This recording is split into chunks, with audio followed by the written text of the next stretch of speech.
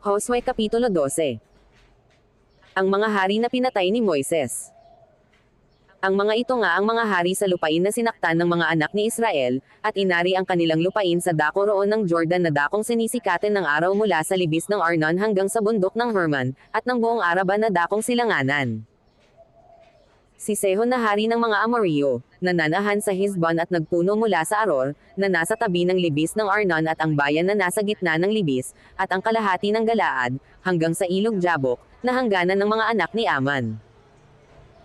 At ang Araba hanggang sa dagat ng Sinereth, na dakong silanganan, at hanggang sa dagat ng Araba, dagat na Alat, na dakong silanganan, na daang patungo sa Beth Jesimoth, at sa timugan sa ilalim ng mga tagudtod ng Pisga. At ang hangganan ni Og na hari sa Basan, sa nalabi ng mga Rephaim na nanahan sa Astaroth at sa Edrei. At nagpuno sa bundok ng Hermon, at sa Salka, at sa buong Basan, hanggang sa hangganan ng mga Geshuryo at ng mga Maakateo, at ng kalahati ng Galaad, na hangganan ni Sehon na hari sa Hesbon.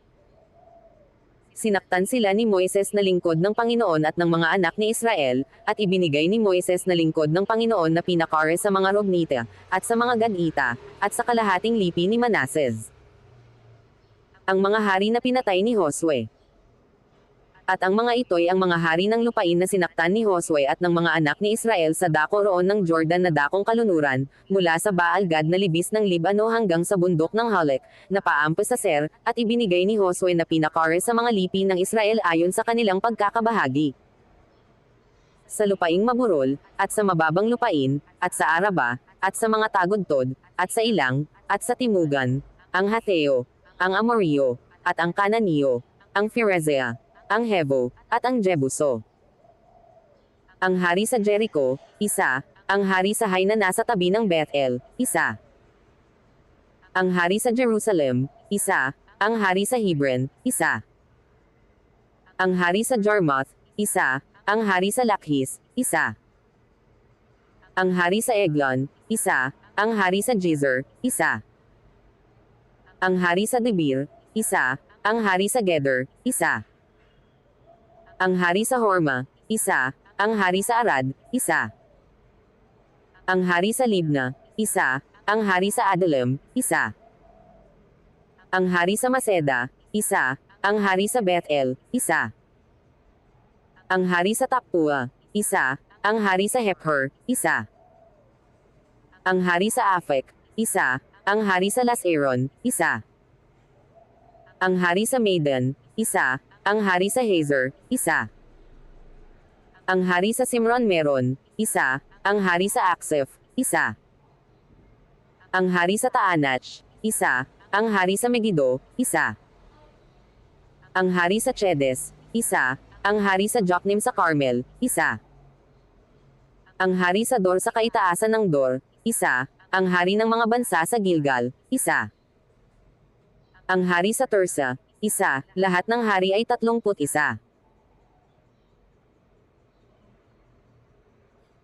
Josue Kapitulo 13. Ang mga lupain ng Canaan na hindi inangkin. Si Josue nga'y matanda at puspos ng mga taon, at sinabi ng Panginoon sa kanya, ikaw ay matanda at puspos ng mga taon, at may nalalabi pang totoong maraming lupain na aariin. Ito ang lupain na nalalabi pa, ang lahat na lupain ng mga Filisteo, at ang lahat na Geshuryo. Mula sa Sihor na nasa tapat ng Ehipto, hanggang sa hangganan ng Akaran na dakong Hilagan, na nabilang sa mga Kananeo, ang 5 pangulo ng mga Filisteo, ang mga Gezio, ang mga Asdadeo, ang mga Ascalaneo, ang mga Gedea, ang mga Akaroneo, gayon din ang mga Hevo. Sa dakong timugan, ang lahat na lupain ng mga Kananeo, at ang Merara, na nauukol sa mga Sidonio hanggang sa Afak, na hangganan ng mga Amorreo. At ang lupain ng mga Jebalita at ang buong Libano, sa dakong sinisikatin ng araw, mula sa Baal-Gad, sa ibaba ng bundok Hermon hanggang sa pasukan sa Hamat. Ang lahat ng tagalupaing maburol mula sa Libano hanggang sa Misrephoth-Maim, sa makatuwid bagay lahat ng mga Sidonio, sila'y aking itataboy mula sa harap ng mga anak ni Israel, iyo lamang bahagihin sa Israel na pinakamana, gaya ng iniutos ko sa iyo. Iyong ang bahagihin ang lupaing ito na pinakamana sa Siyam na lipi, at sa kalahating lipi ni Manases. Hangganan ng mga kaharian. sa kanya'y tinanggap ng mga Rubnita at ng mga Gadita, ang kanilang mana, na ibinigay sa kanila ni Moises, sa dako roon ng Jordan na dakong silanganan gaya ng ibinigay sa kanila ni Moises na lingkod ng Panginoon. Mula sa Aror na nasa tabi ng libis ng Arnon, at ang bayan na nasa gitna ng libis, at ng buong kapatagan ng Medeba hanggang sa Diban. At ang lahat na bayan ni Sehon na hari ng mga Amoreo, na naghahari sa Hizbon hanggang sa hangganan ng mga anak ni Aman. At ang Galaad, at ang hangganan ng mga Geshuryo at ng mga Maakateo at ang buong bundok ng Herman, at ang buong Basan hanggang sa Salka. Ang buong kaharian ni Og sa Basan, na naghari sa Astaroth at sa Edrei, na siyang naiwang labi sa mga Rephaim, sapagkat sinaktan ang mga ito ni Moises at mga itinaboy. Gayon may hindi itinaboy ng mga anak ni Israel ang mga Geshuryo, ni ang mga Maakateo, kundi ang Geshuryo at ang Maakateo ay tumahan sa gitna ng Israel hanggang sa araw na ito. Mga hangganan ni Levi. Ang lipi lamang ni Levi ang hindi niya binigyan ng mana, ang mga handog sa Panginoon, sa Diyos ng Israel na pinaraan sa apoy ay siyang kanyang mana, gaya ng sinalita niya sa kanya. Mga hangganan ni Ruben. At nagbigay si Moises sa lipi ng mga anak ni Ruben ng ayon sa kanilang mga angkan. At ang kanilang hangganan ay mula sa Aror, na nasa tabi ng libis ng Arnon, at ang bayang nasa gitna ng libis, at ang buong kapatagan sa tabi ng Medeba. Ang Hizbon at ang lahat ng mga bayan ni Yaon na nasa kapatagan, ang Dibon at ang Bamath Baal, at ang Beth Baal Meon. At ang Jos, at ang Siddemath, at ang Mephath. At ang Chiriataim, at ang Sibma, at ang Zereth Shahar, sa bundok ng libis. At ang Beth Peor, at ang mga tagudtod ng Pisga, at ng Beth Jesimoth. At ang lahat ng mga bayan sa kapatagan at ang buong kaharian ni Sehon na hari ng mga Amoreo na naghari sa Hizbon, na siyang sinaktan ni Moises na gayon din ang mga pinuno sa Madian, si Hevi, si Resim, at si Sur, at si Her, at si Riba, na mga prinsipe ni Sehon, na tumahan sa lupain. Si Bolam na anak ni Beor na manghuhula, ay pinatay ng mga anak ni Israel ng Tabak sa gitna ng nalabi sa kanilang nanggapatay.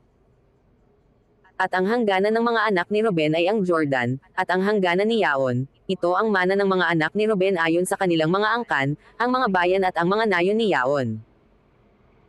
Mga hangganan ni Gad. At si Moises ay nagbigay sa lipi ni Gad, sa mga anak ni Gad, nang ayon sa kanilang mga angkan.